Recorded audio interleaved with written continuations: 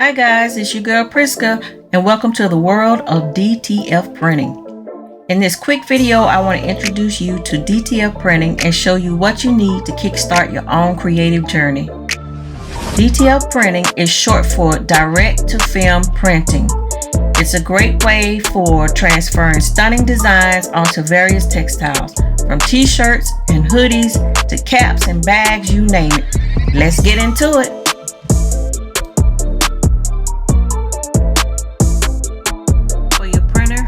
Software, you're going to need a DTF printer, and you're going to also need the RIP software to go with it.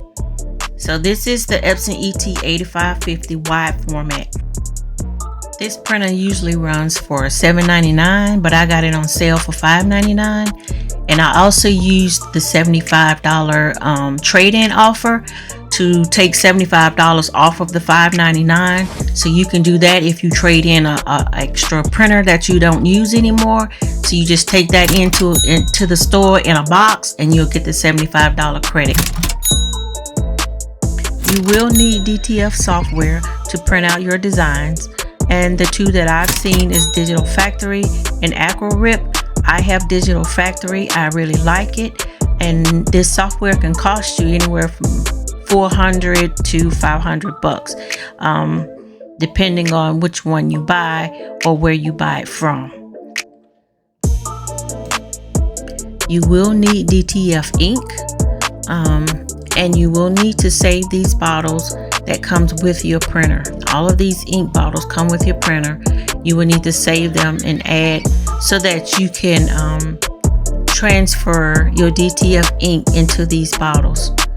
And so what I've done is I've transferred the white ink into this bottle, and then I did the black right here, the cyan, the yellow, and the magenta. And then you have one bottle left over, which another bottle of ink, white ink, will go into that bottle. So you need two white inks, black, magenta, yellow, and cyan. You will also need DTF transfer powder. This is the white, and I also have the black, but you only need the white to get started.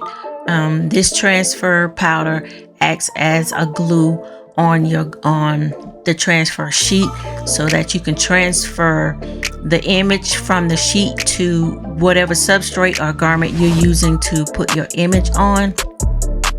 And this is just a container that I bought from Dollar Tree. I paid about $3 for it to store my transfer powder in when I'm adding that powder onto the transfer sheet. And this is the transfer sheet that you will need.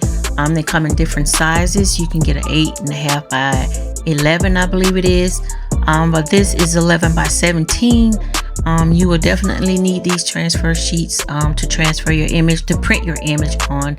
And these sheets have two sides. One is a matte side and the other is a glossy side. And you will do all of your prints on the matted side.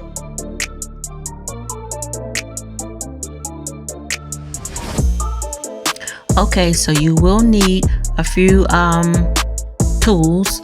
Here you will need a screwdriver. This screwdriver will be used to convert your printer, and I also have some dental tools that I use, and I use those just to remove the springs when I'm converting my printer, because this is an 8550 Epson printer. It's really not made for DTF, but it can be used for DTF. You would just have to convert this printer. You will need cleaning solution. So what I've done is I've purchased some alcohol, some Windex, and I have water, some bottled water, and I combine these three together to make my own cleaning solution. You can purchase cleaning solution, but I find this to work fine, just fine for me when I'm cleaning my printer or when I'm doing maintenance. This is called a chip resetter. You will need a chip resetter to eventually reset your maintenance box during your printing.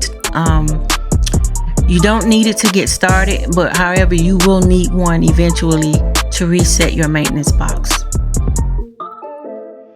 Okay, this is what the maintenance box looks like. They run you about $13 to $25. One comes with your printer when you purchase the printer.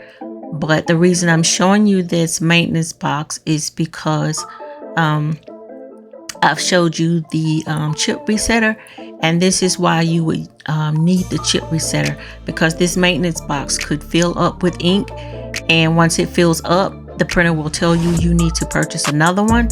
So to cut down on the cost of continuing to purchase maintenance boxes, you would use this chip resetter to reset your maintenance box so that you can continue to use it over and over. And so what I'm doing now is lining the pins up with the chip on the resetter box, and this light is indicating that it's not reset just yet. So when it turns green, that's when you'll know that the box is reset. So it will take a few times to keep pressing and lining up until you get it just right, and you press it in onto the chip, and eventually it will turn green. It can be a little aggravating, but it's better than having to continuously buy or purchasing these maintenance boxes. And the light is green, so now I know that it's done. You will need some gloves to protect your hands from the ink. You will need syringes to flush your printer lines out, because it will get clogged up with ink, especially the white ink. So just keep that in mind, that you will need these tools to continue to do the maintenance on your printer. These little caps, they come in handy because they fit just right down into the tubes when you're flushing out your printer. So I'm just showing you a few things that you're going to need along the way. You don't need these to get started, but you will need these to maintain your printer. And I also have some tubing here where I just slide that tube on one end of the syringe, and then I connect it to the printer and then do a flush when I'm flushing my printer. Okay, so you will need an exit tray. I made this one myself. You will have to make one because they don't come with your printer. So I made this one with a sheet of metal that I got from Home Depot, and some wooden slacks, and a foam board that I bought from Dollar Tree. And this is my output tray.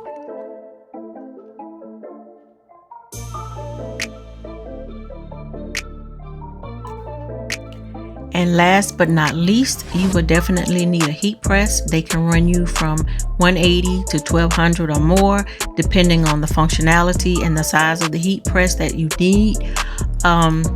You can also use the heat press to cure your DTF powder onto your transfer sheets. So yes, you will definitely need a heat press. Okay, that's all I have for today, and thank you for tuning in. Thank you for watching. I hope this helps someone who's thinking about buying an Epson ET-8550 printer to start their DTF journey. So I'm hoping that this video will help you at least get an idea of some things that you may need to get started. So stay tuned for more tutorials and tips on DTF printing. Bye. Don't forget to like, comment, and share.